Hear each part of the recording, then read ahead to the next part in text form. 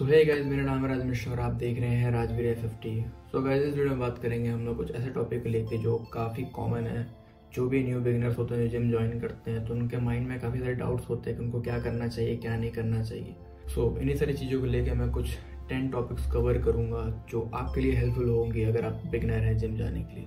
सो अगर आप भी बिगिनर हो तो प्लीज़ वीडियो को पूरे एंड तक देखिएगा ताकि आपकी भी थोड़ी हेल्प हो सके या आपकी जो क्वेश्चन है उसको थोड़ा क्लियर आउट कर सकूँ मैं। तो ज़्यादा बिना कोई टाइम वेस्ट किए चलिए शुरू करते हैं अपने पहले पॉइंट के ऊपर।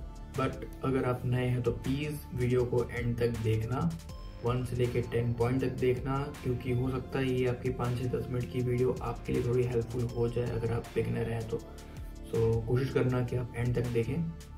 सो बिना किसी देरी के चलिए शुरू करते हैं अपने पहले पॉइंट को लेके। तो सबसे पहला पॉइंट है हम लोग का कि राइट टाइम क्या है जिम ज्वाइन करने का।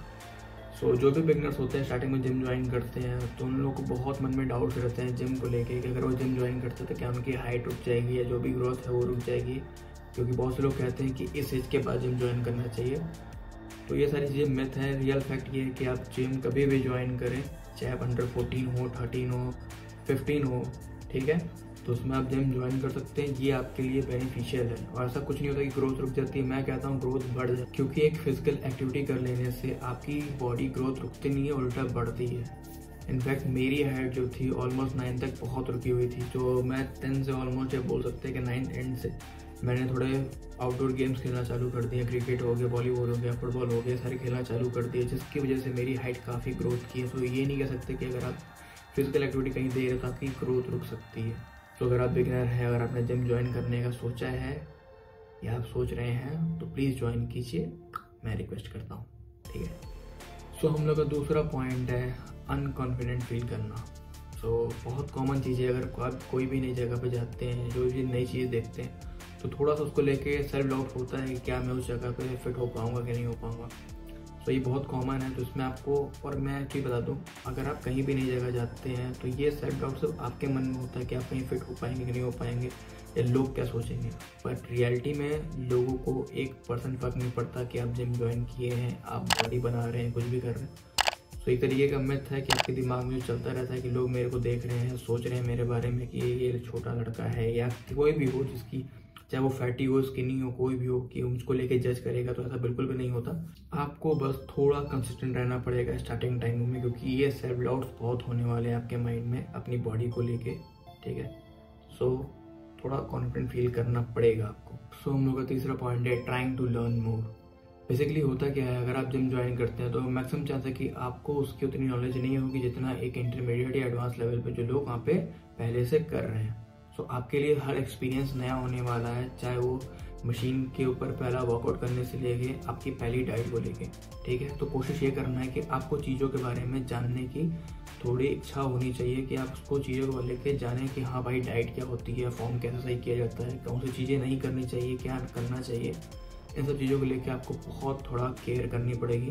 सो हम लोग का 4th पॉइंट है अपना जेन्युइन टाइम देना। जेन्युइन टाइम से मेरा कहने का सेंस ये है, बहुत से लोग जिम ज्वाइन तो कर लेते हैं, क्योंकि मैं बहुत चीज़ नोटिस कर रहा हूँ कि आज के टाइम में लोग 8th क्लास 10th क्लास कह सकते हैं कि जो लोग बच्चे सारे जिम ज्वाइन कर ले रहे हैं।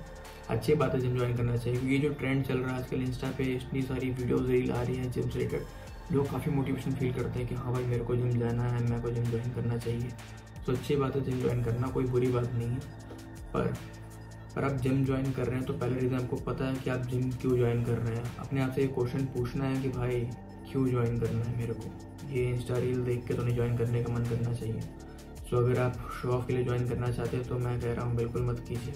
हो सकता है कि आप 1 महीने की फीस भी वेस्ट कर देंगे। सो बेटर है कि आप घर में ही रहें, शो ऑफ करने से बेटर है, ठीक है।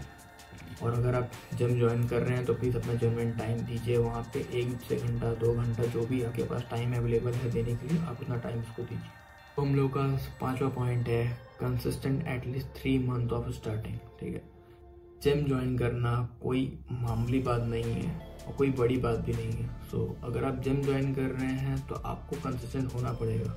और एक चीज़ बहुत मैटर करती है, क्योंकि मैंने फर्स्ट पॉइंट बताया था कि अपने आप से क्वेश्चन पूछिए वाई, कि आपको क्यों जिम ज्वाइन करना है। अगर आप फर्स्ट जो इंस्टा रील देख के मोटिवेशन हो रहे हैं कि आपको जिम ज्वाइन करना है तो आप बिल्कुल भी जिम मत ज्वाइन कीजिए। क्योंकि ये मोटिवेशन कुछ दिनों या कुछ हफ्तों तक रह सकती है, पर ये कंसिस्टेंट नहीं रह सकती मोटिवेशन। और जिम करना, बॉडी बनाना, फिजिक अच्छी लेना, ये कोई भी मोटिवेशन से नहीं होता। ये इसके लिए आपको थोड़ा डिसिप्लिन में रहना पड़ेगा, और डिसिप्लिन आपका कंसिस्टेंट होने पे ही मिलेगी। सो एटलीस्ट आपको 3 मंथ तक आपको कंसिस्टेंट रहना पड़ेगा, क्योंकि मैक्सिमम चांस है कि आपको 3 मंथ तक कोई रिजल्ट दिखाई ना दे। आप भले कितनी भी अच्छी तरीके से डाइट लें, जिम में फॉर्म सही कर लें, अपनी वर्कआउट रूटीन शेड्यूल अच्छे से बना लें, क्योंकि जो स्टार्टिंग के 3-4 महीने होते हैं उसमें आपकी बॉडी अंदर से अच्छे से फिट हो रही होती है, ताकि आप बाहर से भी फिट होना चालू हो जाए। ठीक है, तो पहले आपकी बॉडी अंदर से फिट होना चालू होती है, फिर बाहर आपको रिजल्ट दिखना चालू होता है। सो आपको इसके लिए थोड़ा कंसिस्टेंट रहना पड़ेगा, और थोड़ा मोटिवेशन ज़्यादा डिसिप्लिन में आपको रहना पड़ेगा। एंड हम लोग का 6th पॉइंट है अपलोड योर प्रोग्रेस। सो सुनने में थोड़ा अजीब लग रहा होगा, बट ये अजीब बिल्कुल भी नहीं है। जिम ज्वाइन करना एक मोटिवेशन की तरह लोग ले लेते हैं, पर उसमें मोटिवेशन तो होता नहीं है बिल्कुल भी। सो अगर आप जिम ज्वाइन कर रहे हैं तो अपना एक ट्रैक रिकॉर्ड रखिए कि आप स्टार्टिंग के टाइम से लेके अब तक में आपकी कितनी इम्प्रूवमेंट हुई है, कितना प्रोग्रेस हुआ है, जिससे आपको सेल्फ मोटिवेशन मिले कि आप आगे भी जिम जाएं। ठीक है, ऐसा नहीं है कि आप जिम ज्वाइन कर लिए हैं, रिजल्ट नहीं मिल रहा तो आप महीने 2 महीने में आप छोड़ के चले जाएं, ऐसा बिल्कुल भी नहीं करना है। और अच्छा रीज़न बताऊं और एक अच्छा वे बताऊं प्रोग्रेस रिकॉर्ड करने का, जिस दिन से आप जिम ज्वाइन किए हैं उस दिन से आपने सोशल मीडिया पे अपने बारे में डालना चालू कर दीजिए। हो सकता है अपना न्यू पेज खोल लीजिए ट्रांसफॉर्मेशन का, जिसमें आपको थोड़ी सी मोटिवेशन मिलेगी उस पर कंसिस्टेंट रहने के लिए। ठीक है, बट अगर आपको चीज़ें नहीं पसंद है कि आप रील डालें या कुछ भी अपलोड करें सोशल मीडिया पे, तब भी आप अपने फ़ोन में एज अ एल्बम बना के अपना एक प्रोग्रेस रिकॉर्ड रखें, जिससे आपको थोड़े सेल्फ मोटिवेशन मिलता रहेगा धीरे धीरे, और अपनी इस चीज़ में आप डिसिप्लिन मेंटेन रख सकेंगे कि हाँ आपको एक अच्छी फिजिक मिल रही है दिन दिन। एंड आते हैं हम लोग 7th पॉइंट पे, है बेस्ट सोर्स ऑफ प्रोटीन। सो अगर आप जिम ज्वाइन कर रहे हैं तो आपके मन में मैक्सिमम क्वेश्चन आएंगे कि क्या आपको सप्लीमेंट लेने चाहिए, क्या आपको प्रोटीन का जो सोर्स बनाना है वो सप्लीमेंट से बनाना है या किसी डाइट से बनाना है। सो अगर आप बिगिनर हैं तो आपको स्टार्टिंग टाइम से प्रोटीन बिल्कुल भी नहीं लेना है, क्योंकि आपको नहीं पता आपके बॉडी में प्रोटीन किस तरह वर्क करेगी, क्योंकि आपकी बॉडी पहले से इतनी प्रिपेयर होती नहीं है कि एक लार्ज अमाउंट में प्रोटीन इनटेक करके उसको एब्जॉर्ब कर सके। तो पहले अपनी बॉडी को आपको उस लेवल तक लाना पड़ेगा जिसमें आपकी बॉडी उतना प्रोटीन इजीली एब्जॉर्ब कर ले जितनी आपकी नीड हो। सो स्टार्टिंग में हो सके तो अच्छी डाइट अपने घर पे ही लीजिएगा। कोई भी प्रोटीन सप्लीमेंट लेने की ज़रूरत नहीं है स्टार्टिंग के टाइम में। मैं पूरे टाइम की बात नहीं कर रहा, स्टार्टिंग के टाइम में कोई भी सप्लीमेंट लेने की ज़रूरत नहीं है आपको। और देखा जाए तो मैक्सिमम प्रोटीन आपके घर के खाने में ही मिल जाएगा अगर आप अपना थोड़ा सा भी डाइट अच्छा रखते हैं, क्योंकि घर में चावल बनता वही है, दाल बनता वही है, रोटी सब्जी बनता वही है। बस आपकी जो चॉइस होनी चाहिए डाइट में वो अच्छी होनी चाहिए। सो जो आपको जो अपना जेन्युइन टाइम देना है, इन्वेस्ट करना है अपने ऊपर, वो इन सारी चीज़ों में ही करना है कि आपको बेटर डाइट कैसे लेनी है, किन चीज़ों में कितनी प्रोटीन होती है, कितने कार्ब्स होते हैं। ये सारी चीज़ें आपको धीरे धीरे करके इसके बारे में नॉलेज लेनी पड़ेगी, जिससे आप फ्यूचर में भी अपने ऊपर काफ़ी वर्क कर सकेंगे इन सारी चीज़ों को लेके। एंड हम लोग अपने आते हैं 8 पॉइंट पे कि सप्लीमेंट की इम्पोर्टेंस कब है। जितना मैंने एक्सपीरियंस किया है अपने ट्रांसफॉर्मेशन में, सप्लीमेंट की नीड होती है बट इन द लास्ट। ऐसा क्यों?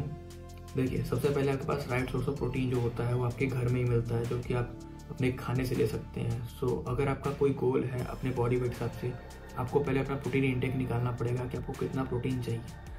सो अगर आपको अपना प्रोटीन इंटेक निकालना है तो आप सिंपली ही 1.5 से अपने बॉडी वेट को मल्टीप्लाई कर लीजिए। जितना आपका आएगा उतना आपको प्रोटीन इंटेक करना है 1 डे में। और ये काम आप स्टार्टिंग से भी कर सकते हैं, ऐसा नहीं है कि आपको वो 1 महीने 2 महीने रुक के करना है। एक राइट अमाउंट ऑफ फूड आप कंज्यूम करें स्टार्टिंग से ही। प्रोटीन चाहे कोई वर्कआउट करे चाहे ना करे, पर उतने अमाउंट का प्रोटीन आपको कंज्यूम करना ही है। एज अ हेल्थी बॉडी आपको चाहिए तो। सो अगर आप सप्लीमेंट लेने की सोच रहे हैं तो सबसे पहले अपना फोकस रखिए कि आपके जो घर में डाइट बन रही है आप उस पर फोकस करें। आपको उससे आपकी प्रोटीन इंटेक पूरी करनी है। अगर नहीं हो पा रही है तो कोशिश कीजिए कि आप सप्लीमेंट लें, अगर आपके पास इतने पैसे हो लेने को तो। एंड हम लोग का लास्ट सेकेंड है डाइट एंड फॉर्म। जैसा कि मैंने बताया कि आपको अपनी डाइट पे ध्यान देना है, अपने टाइम को कहाँ इन्वेस्ट करना है, अपनी डाइट में और फॉर्म को सीखने में। तो बेसिकली आपको इसमें कुछ ज़्यादा नहीं करना है, आपको सिंपली गूगल पे जाना है। अगर आप वेजिटेरियन हैं, मैं चाहूँगा कि आप वेजिटेरियन डाइट ही लें, क्योंकि आप नेट पे देख सकते हैं कि जो बेस्ट सोर्स ऑफ प्रोटीन होता है वो वेजिटेरियन में होता है कंपेयर टू नॉन वेज में। तो बहुत से लोग कंज्यूम तो करते हैं नॉनवेज सोच के कि वो बेस्ट प्रोटीन मिलेगा। हाँ, प्रोटीन एब्जॉर्प्शन अच्छा होता है नॉनवेज में, बट वेजिटेरियन काफ़ी बेस्ट सोर्स है प्रोटीन का अगर आप उससे प्रोटीन कंज्यूम कर रहे हैं तो। कई बार डाइट एंड फॉर्म की आप कोशिश कीजिए कि अपना एक शेड्यूल बनाइए या अपना बोल सकते हैं एक टेबल बनाइए कि किस फूड में कितना कार्ब्स कितना प्रोटीन है, जिसके हिसाब से आपको अपनी बॉडी में कंज्यूम करने हैं। सो हम लोग का लास्ट सेकंड है डाइट एंड फॉर्म। सबसे पहले बात करते हैं डाइट को लेके। अगर आप जिम ज्वाइन कर रहे हैं एज अ बिगनर तो सबसे इम्पोर्टेंट है आपके लिए डाइट। और मैं ये बता दूं कि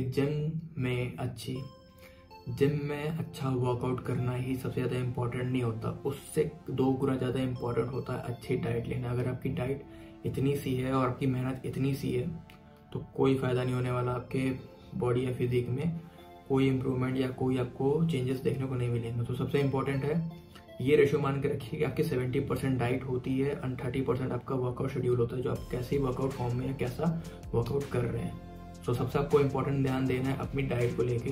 एंड आप डाइट के लिए आप जो बेस्ट सोर्स ऑफ प्रोटीन ढूंढेंगे, मैं चाहता हूँ कि आप बेस्ट सोर्स ऑफ प्रोटीन ढूंढे एज अ वेजिटेरियन डाइट में, ना कि नॉन वेजिटेरियन में।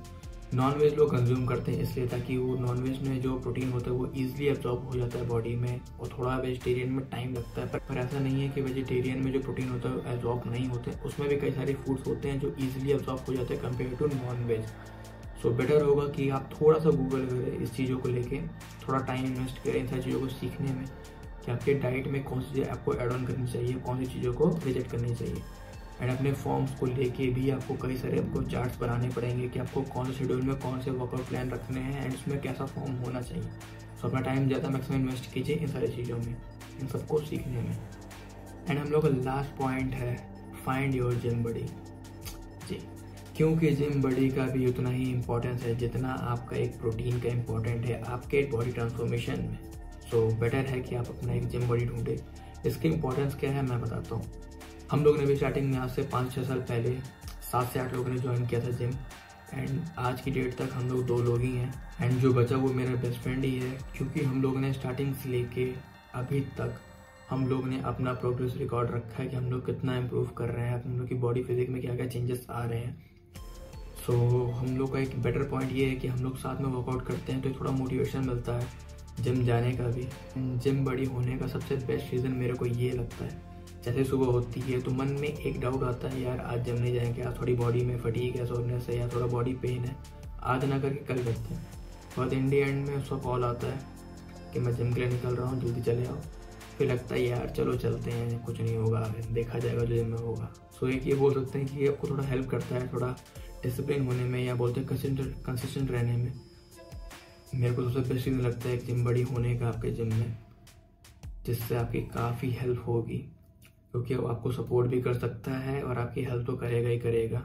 चाहे आपको थोड़ा मोटिवेशन, चाहे वो आपको थोड़ा मोटिवेट करने की बात हो या आपको कंसिस्टेंट रखने की बात हो, वहाँ पे उसकी हेल्प ज़रूर आपको मिलेगी। तो ये तो कुछ 10 टिप्स, अगर आप बिगिनर हो तो आपको इन सारी चीज़ों पे ध्यान देनी चाहिए, क्योंकि ये सारी चीज़ें बहुत ही ज़्यादा इंपॉर्टेंट है। So first of all thank you, आप इतने एंड तक रुके रहें इस वीडियो पे। सो अगर आपको वीडियो पसंद आए तो प्लीज़ वीडियो को लाइक करना, चैनल को सब्सक्राइब करना, ताकि इस तरह की वीडियोस में और आपके लिए बना सकूं जो आपकी थोड़ी सी हेल्प कर सके। So thanks for watching this video.